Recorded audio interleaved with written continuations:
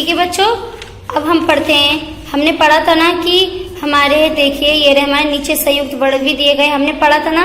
ये रहा हमारा चैप्टर वर्ण और विचार, ये चैप्टर हमने पढ़ा था। तो इस चैप्टर में हमने आपको बताया था कि वर्ण किसे कहते हैं, ठीक है।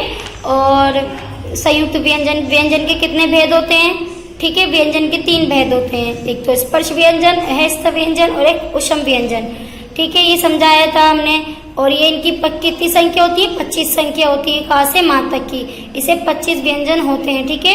इन्हें 5 वर्गों में बांटा गया है, ये भी बताया था, ठीक है। और एक तो ये रहा, इसको खुल के इस्तेमाल वो बताया गया था, डिफेंस किया गया था। और एक ये रहा संयुक्त व्यंजन, जो परस्पर संयोग को संयुक्त व्यंजन भी कहते हैं। इसके क्या होते हैं, 4 प्रकार होते हैं, ठीक है। और ये रहा हमारा वर्तनी, ठीक है। हम वर्तनी पढ़ रहे थे, तो वर्तनी में हमारे जो वर्तनी जो अक्षर हैं, देखो वर्णों और अथवा अक्षरों के मेल से जो बनते हैं उसे हम क्या कहते हैं, वर्तनी बनती है, ठीक है। जैसे कि श्रीमती, तो अब हम श्रीमती को अलग कर देंगे, श रा ई म अ त र ई, तो इसे पूरा क्या मिलाएंगे तो क्या हो जाएगा, ये श्रीमती, ठीक है। तो ऐसे ही वर्तनी बनती है, ठीक है। अब वर्ण विच्छेद, जब किसी वर्ण को अलग करके लिखा जाता है, जब हमारे कोई शब्द होते हैं, वर्ण होते हैं, उन्हें हम अलग करके लिखते हैं, तो हम उसे क्या कहते हैं, वर्ण विच्छेद कहते हैं। जैसे कि हमने धर्म को अलग करा, ध र अ म अ र, क्या हो गया, धर्म, ठीक है। ऐसे ही हमने ये हो गया हमारे वर्ण विच्छेद, ठीक है। समझ में आ गया था आपको। अब हम पढ़ते हैं आप क्वेश्चन आंसर की कितना सीखा। निम्नलिखित प्रश्नों के उत्तर दीजिए। वर्ण से आप क्या समझते हैं, वर्ण से हम क्या समझते हैं, आपको बताया था क्लास। देखिए वर्ण से आप क्या समझते हैं, भाषा की जो सबसे छोटी इकाई है, उस भाषा की सबसे छोटी इकाई ध्वनि है। इस ध्वनि को हम क्या कहते हैं, वर्ण भी कहते हैं, ठीक है। आपको समझ में आएगी जो हमारी भाषा की जो सबसे छोटी इकाई है वो क्या है, ध्वनि है। और ध्वनि को हम क्या कहते हैं, वर्ण भी कहते हैं, ठीक है। समझ में आ गया।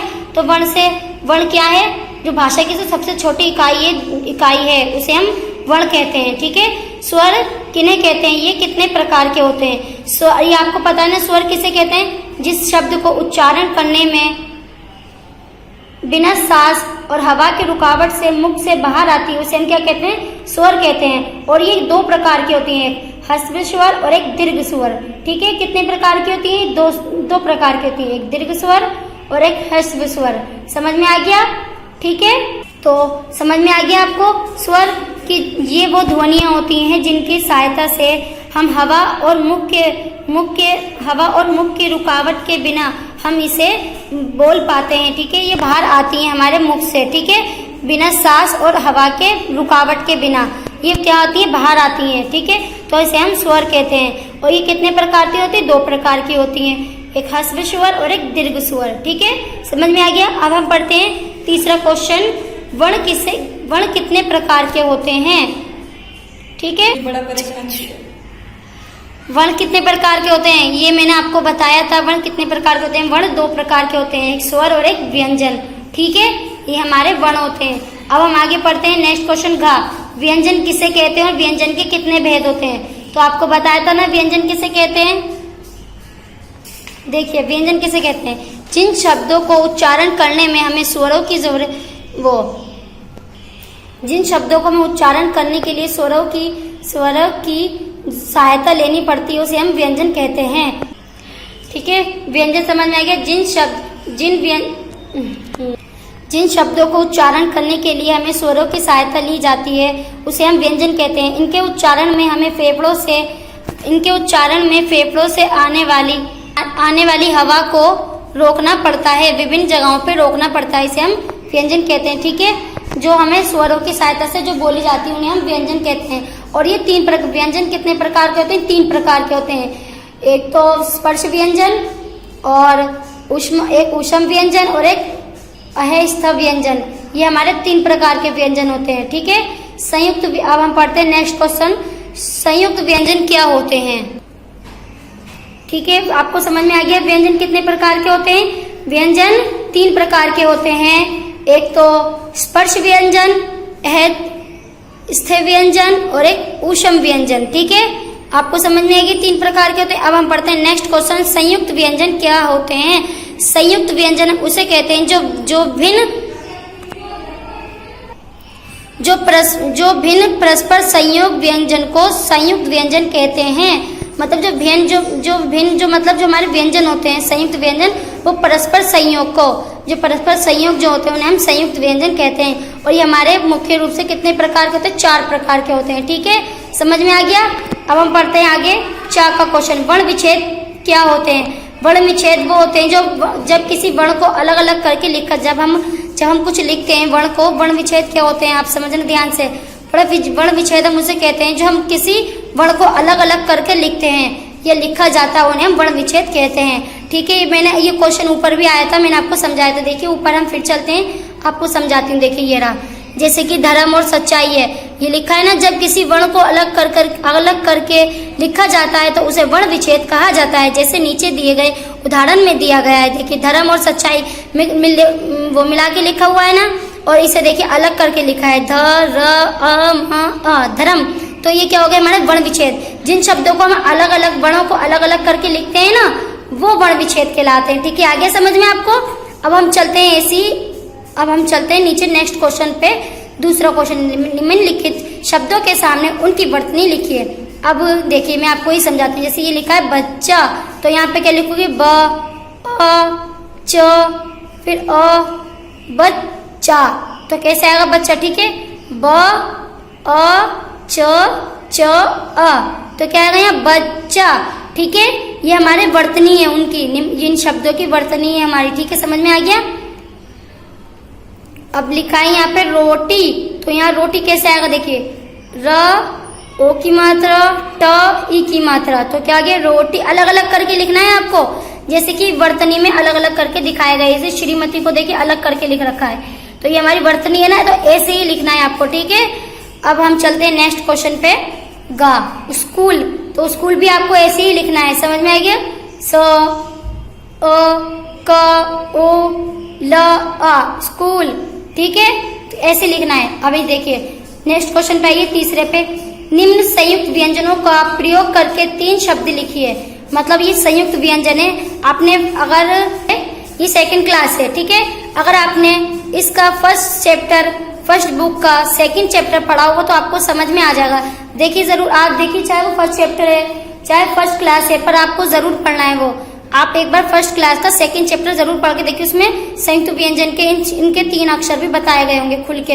अगर आपको जैसे कि 1st क्लास के लिए वैसे आप भी पढ़ोगे तो आपके लिए भी सही होगा। ठीक है, इसे मैं आपको बता देती हूँ। जैसे कि निम्न संयुक्त व्यंजनों का प्रयोग करके 3 शब्द लिखिए। जैसे क्षमा, देखिए इसका तो प्रयोग करना है, मैं बस इसका प्रयोग आना चाहिए। क्षमा, कक्षा, क्षत्रिय। देखिए 3 आ गए हमारे प्रयोग, हो गए ना। समझ में आ गया कैसे लिखना है? ऐसे ही है, पत्र, मित्र। ठीक है, और ऐसे बहुत से वर्ड है, आप बना सकते हो ऐसे। ज्ञान, ज्ञानी, अज्ञानी। ठीक है, आ गया ना। ये हमारे ऐसे वर्ड है जिनके ये वर्ड आने चाहिए। जैसे कि शाखा, श्रीमान, श्रीमती, आ गए ना ऐसे वर्ड। ठीक है, ये ऐसे हमें 3 वर्ड बताने, मैंने आपको बता दिया है, आप ध्यान से करना। ठीक है, रिक्त स्थानों की पूर्ति कीजिए। अब ये भी देखो, आपको हिंदी में कुल कितने व्यंजन होते हैं? ठीक है, ये खुद करोगे आप लोग, मैं पढ़ के बता देती हूँ। हिंदी में कुल 1.5 व्यंजन होते हैं। अब ये खुद करोगे, ये चैप्टर बहुत अच्छे से समझाया है मैंने आपको क्लास। ठीक है, इस चैप्टर के सारे क्वेश्चन मैंने आपको बता दिए। अब ये 4th क्वेश्चन आप खुद करोगे, आगे के और बता देती हूँ मैं। ठीक है,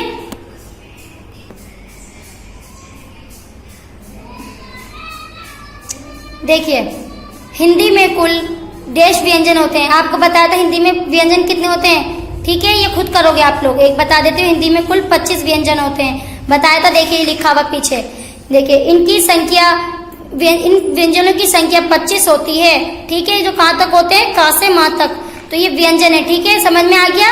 हिंदी की में कुल कितनी संख्या होती है? 25। ठीक है, व्यंजनों में हिंदी में कुल स्वरों की संख्या है, बताइए हिंदी में कुल स्वरों की संख्या कितनी है? हिंदी में कुल ये व्यंजन है वो संख्या आती है हमारी, तो हिंदी में कुल कितने होती हैं? व्यंजन की संख्या 33। ठीक है, तो अब हम नेक्स्ट क्वेश्चन पढ़ते हैं। खा, हिंदी में कुल स्वरों की संख्या 12 है, तो कितनी है हमारी? 12। श व्यंजन है, अब ये खुद करोगे आप, ठीक है। वर्णों के मेल से क्या बनती है, पता है ना आपको, वर्तनी, ठीक है। व्यंजन के भेद, आपको यही पता है व्यंजन के कितने भेद है, खुद करोगे। वर्णों को अलग कर करके लिखना क्या कहलाता है, वर्णों को अलग करके जो लिखते हैं हम, वर्ण विच्छेद, ठीक है। करना है आपको खुद ही सही। अब ये तो मैं सिर्फ आपको पढ़ के सुनाऊंगी और बाकी आप खुद करोगे। नीचे दिए गए वाक्यों की सही के सामने सही वाक्य तथा गलत के सामने गलत का निशान चिन्ह लगाएं। वर्णों के मेल को वर्ण विच्छेद कहा जाता है। रॉन्ग या राइट, खुद करोगे। हिंदी में स्वरों की संख्या 11 है। रॉन्ग या राइट, गलत, खुद करोगे। वर्णों के मेल से वर्तनी बनती है। रॉन्ग या राइट, खुद करोगे, ठीक है। वर्ण के 4 भेद होते हैं। रॉन्ग या राइट, ठीक है, खुद करना। व्यंजनों की संख्या 25 है, ठीक है, खुद करोगे। वर्णों को जोड़कर लिखिए। ये नेक्स्ट क्वेश्चन, ये 5 क्वेश्चन आपको समझ में आ गया। रॉन्ग राइट वाला खुद करोगे क्लास, इतना तो कर ही सकते हो, सेकंड क्लास है। अब पढ़ेंगे 6th क्लास क्वेश्चन 6, ठीक है क्लास 6 क्वेश्चन। वर्णों को जोड़कर लिखिए, ठीक है। वर्णों को क्या करना है, जोड़कर लिखना है। ये रहा, जैसे आपको मैंने उसमें बताया था, जैसे कि हमारे ये जोड़े हुए, जैसे कि हमारे वर्तनी है, देखिए हम वर्तनी पे आते हैं। ये हमारी वर्तनी है, कैसे लिखा हुआ है इसे, श्रीमती को कैसे अलग करा हुआ था, है ना, और कैसे जोड़ के लिखा इसे श्रीमती, ठीक है। ऐसी मैं आपको ये समझा देती हूँ 1-2 और आप फिर खुद करना। देखिए वर्णों को जोड़कर लिखिए। ग अ ये अ, ग ए, ठीक है। ये देखिए आएगा, तो यहाँ पे क्या लिखेंगे हम, यहाँ पे इसे हम जोड़ के लिखेंगे, तो यहाँ क्या आएगा, गाए, तो क्या आएगा, ठीक है, क ई स आ न, तो क्या है यहाँ, किसान, तो यहाँ क्या आएगा, किसान। तो क्या लिखना है आपको यहाँ,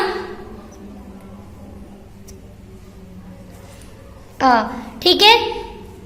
यहाँ देखिए ये 2 मैं बता दिए ना आपको कैसे लिखना है, स र अ व अ न अ स अ, ठीक है। सर्वनाश, ठीक है,